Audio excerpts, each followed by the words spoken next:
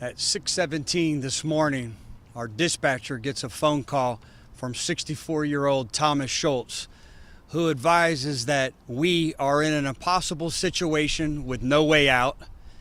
Please send someone to secure the residence. As she tries to even engage in conversation, he says, "I have to go. I'm fixing to shoot myself." Our deputies respond to the 13,000 block of Graham Yarden Drive in Riverview. When they arrive on scene, they attempt to make entry towards the rear of the residence, and they find Mr. Schultz, who apparently died from a self-inflicted gunshot wound. A revolver was laying next to where he was seated. Fearing for the safety of any other occupants inside the residence, deputies make entry. They go into the first bedroom where they discover Schultz's wife, who was in her 80s, and apparently it appears to us that she was killed while she was sleeping. They walk over to the next bedroom and find Schultz's stepdaughter, who's in her 50s, and she was laying in a hospital bed with a feeding tube hooked to her, and she was also shot and killed while she was laying in the hospital bed.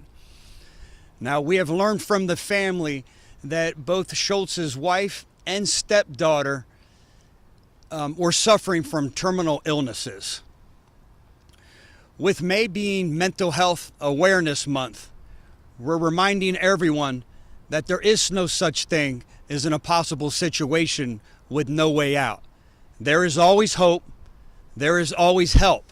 And here in the Tampa Bay area, we have such wonderful resources, some as easy as picking up the phone and calling the Crisis Center of Tampa Bay by simply dialing 211.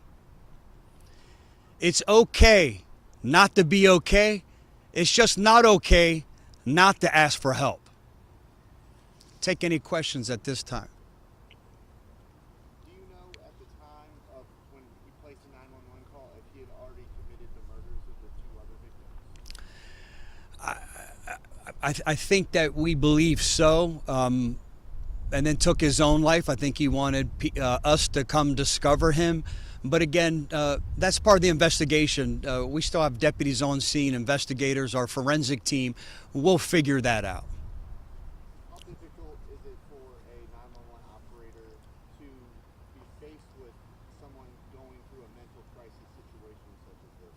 Well, it's extremely difficult for our 911 operators to take these types of phone calls.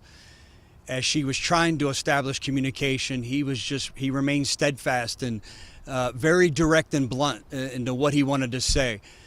I will tell you that this phone call to this dispatcher was extremely difficult because this dispatcher just lost a family member, a loved one, recently to suicide.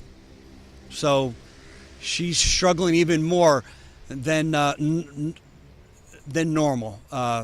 But this is extremely difficult for our communicators, who are the first line to help to any law enforcement officer.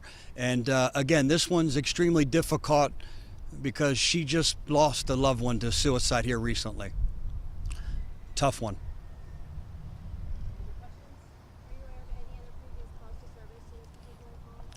We have had no previous calls for service at this residence. None of the occupants have any type of criminal history.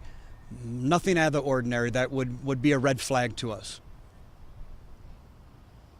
Thank you, everyone. God bless. Be safe.